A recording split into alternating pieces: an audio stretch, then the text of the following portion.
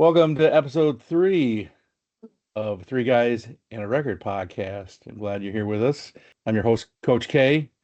With us is Brad, co-host, and Doug, co-host. Thanks.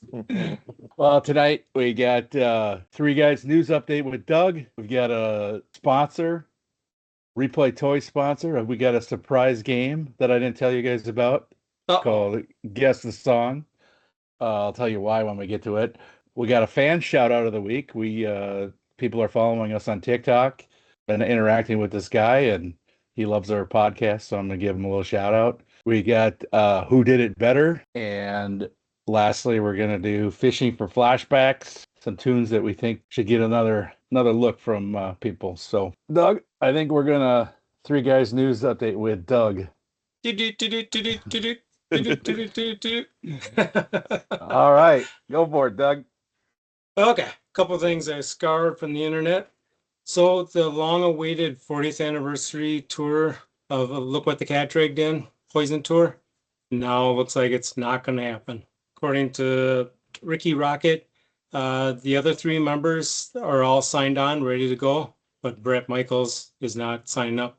Apparently wants the lion's share of the tour money and doesn't want to be splitting it up with the other guys.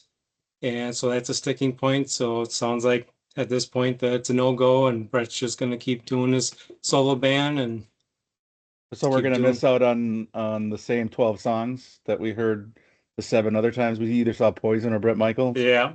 What a bummer. Me and my wife are totally looking forward to that. That would have been awesome. At the stadium tour, we thought they were the best band out of all 5. Oh, really? Yeah. Oh, yeah. Even my son and his buddies that went along, and they probably knew, like, Talk Dirty to Me, and maybe heard nothing but a good time. But at the end of the night, when they came back, and we loved them better than Def Leppard. They were better than Motley Crue, and it's just too bad that they came on so early in the night. So, they were at the Viking Stadium, and just all the sun was coming in, so no lasers, no lights. It's almost performing in the broad daylight. So I thought that was an opportunity missed on their part, where they could have went out on tour after that and maybe doubled up with somebody else and did an arena tour and cashed in. But I'd be curious to see what kind of song set list they would have. Again, we've talked about this before, but there's so many other Poison songs that they just never play. Yeah, Bret Michaels will never do. So I'll take your word at they were pretty good. So it's still fun. It was still fun. I mean, even though Brad and I saw Bret Michaels twice, he played pretty much the same songs, but they're still, it's still part of our youth. So they're still fun. and it would have been nice because, even with the 5 bands playing, so I think they had like a 45-minute, maybe an hour set, so if they could have went out with just 2 bands and had a longer set, and they pretty much covered all the bases in just that short set that they did. So it would have been nice to get a few deeper cuts, and it's good for the long fans. So that's a bummer. And so that's tour's not happening. And a surprise tour to me that is. And you can add this to another list of people who said this is the final tour, no more. Is Twisted Sister is going to go out for the 50th anniversary of Stay Hungry. For the they just lost what was it, their drummer? Yeah, AJ Pirro. Yeah, AJ Pirro. So AJ Pirro's obviously not going to be part of it, and Mark Mendoza, the bass player, he's not interested in going out. But in an interview with JJ French, he said that if you look back at their history, they, between drummers and bass players, they had like 18 different members. So between JJ French, and Eddie Ojeda, those are the 3 that have been there since the beginning. So they still consider it the tour. I was wondering, like, you just slap, and Dee Snider is not stopped. So it's like Dee Snider just slaps out, okay, is it Dee Snider? Is it Widowmaker? Is it Twisted Sister? What are you slapping on it? And it's pretty much going to be, no offense to the other guys, but so are they going to go out in full costume? No, they pretty much dropped the makeup. I think they said in 2008. Oh, really? And, JJ French said, he goes, that was the best thing we ever did. We weren't Kiss. It just, people already know what we look like. So what were we trying to, we're not going full drag like we were in the early club days. So but the 50th anniversary, like you got to pull that out, man. Like, Yeah, come on. I mean, yeah, Kiss is back and make again. They're not Kiss, but like pull it yeah, out, but maybe not. yeah.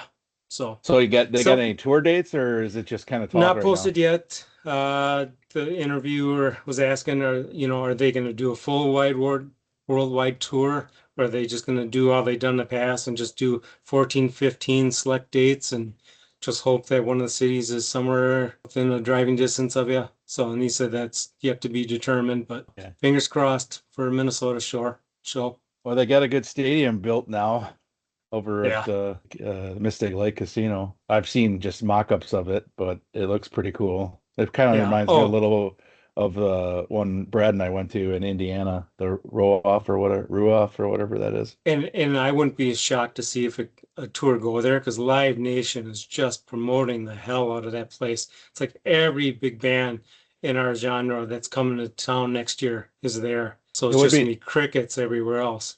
right. It would be nice if it was a little bit more affordable. Yeah. Like those concerts. I mean, I guess they got to pay for the construction, but holy cow, But those but I was shocked because my son and his buddies were talking about going to the Avenged Sevenfold show there.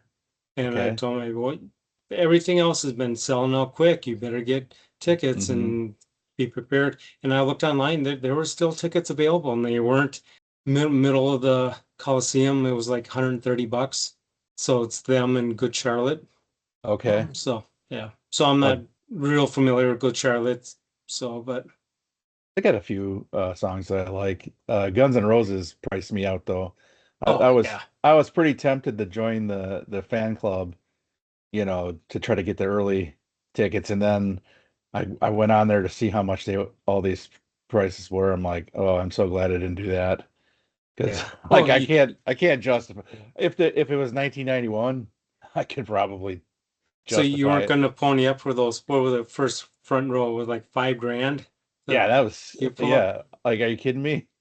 Yeah, to see a 70-year-old Axel up there. Yeah, I mean, even the lawn seats, I can't remember how much the lawn seats were, but they just priced me out. And, Yeah. I think I learned my lesson with Motley Crue. Again, I had fun with you guys and I love Motley Crue, but I think sometimes my nostalgia kicks in. I'm like, oh, I gotta go see this. And it's like, do I really want to pay this much money?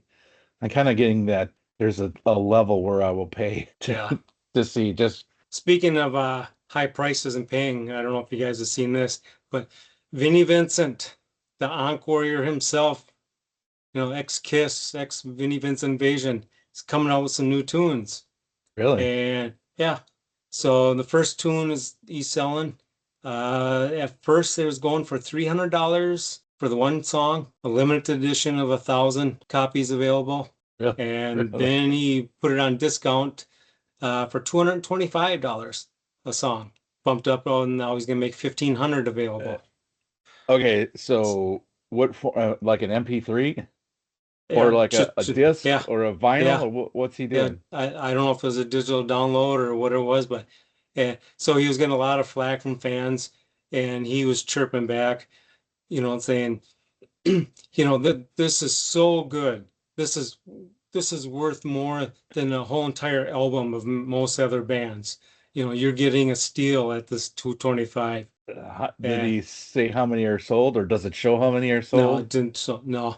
Do you get some So kind of I got so number 232 out of 1500 yeah, something and of like a plaque? it sounds like his record he's got I think 5 or 7 songs coming out, so he's gonna piecemeal it each time. So super fans get ready to He pay could about make 1,500, $1,800 for the whole CD collection. he could make Enjoy. $500. Yeah. Hey, a man's got to eat, man. Right. I think Did what he he's ask trying to say in did he English is, I'm broke and I need some money. Yeah. right. That he's not getting any of them Kiss royalties? Not No. enough. Those two are pretty stingy on everything contract related. I heard Professor Rock, he was interviewing Gene Simmons and they were talking about Peter Criss even. And I'm like, "Oh my gosh, like these two are crazy." Well, did he talk to Mark Slaughter to get him Yeah. to sing to sing? Yeah. Oh, yeah. Yeah. Vincent's Invasion 2.0. Yeah. No, I I think don't that bridge has been burned. Oh, Mhm. really? Yeah. Oh, Oh yeah, it was bad blood when him and Mark Dana Strum left. yeah. And Oh, they were yeah. both with him? Oh yeah, and then Bob Rock, the drummer who's with Lita Ford right now, was their drummer. And then Vinnie Vincent came to Dana Strum, said, I'm firing Mark Slaughter, we'll find another singer. And Dana's like, no, I'm going with him. We'll see ya. And then they went out, and that's what where Slaughter came from. So from the remnants of that. So Wow, that's a good little nugget that I didn't know about. But oh yeah. what So else going on? the albums that are coming down the pipeline. Lita Ford is in the studio cutting tracks for an upcoming summer release. Obviously, we already know Heaven's Edge is wrapping up. Yeah, shout out Uh, to Heaven's Edge, and hopefully you'll see this podcast and want to get a little interview and plug that new record of yours. yeah, so we're really looking forward to record number 3 from them. Stripers and putting the polishing touches on their next record. So look, and according to Robert Sweet, he said if you're a fan of To Hell with the Devil, you're gonna love this. It's getting back to the roots, and he hyping it up, saying this is probably gonna be our best record we've came out with. And he goes, I know I've said that about every record, but this one is extra special. So 1,500 a song? That So, good? and another group we were talking about last episode, Black Crows, have a new record coming out this Really? summer called A Pound of Feathers. Didn't the So- brothers like having a hard time like recording with each other or whatever? Like they always had issues or They were, last I heard, they made nice and they were getting along. And if you're a Bullet Boys fan, just announced that Mark Sweet, a guitar player, is rejoining the band. So going back to part of the original lineup. And so he is doing double duty. So he's also a guitar player in Ricky Rocket's band, basically a cover band. They take 70s and 80s obscure songs and try to make hard rock versions of it.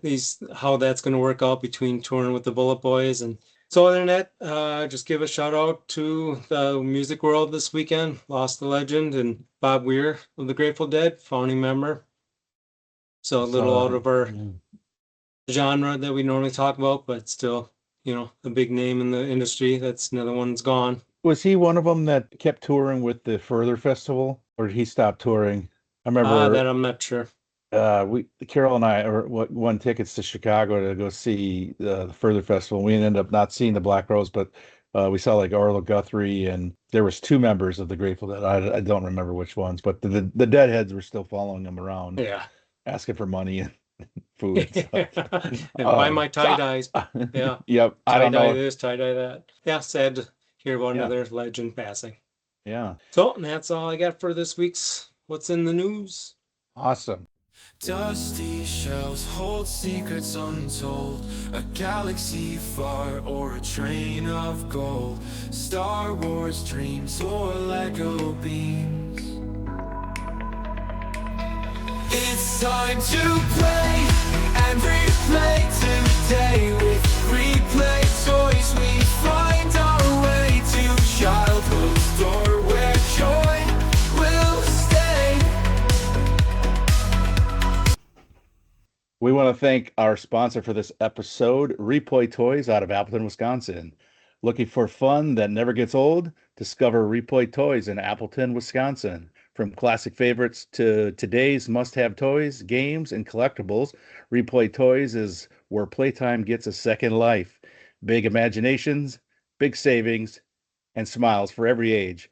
Whether you're shopping for a gift or just a little nostalgia, the fun starts here. Replay Toys. If you're near the Appleton area, visit Replay Toys today. And you show them this 15% off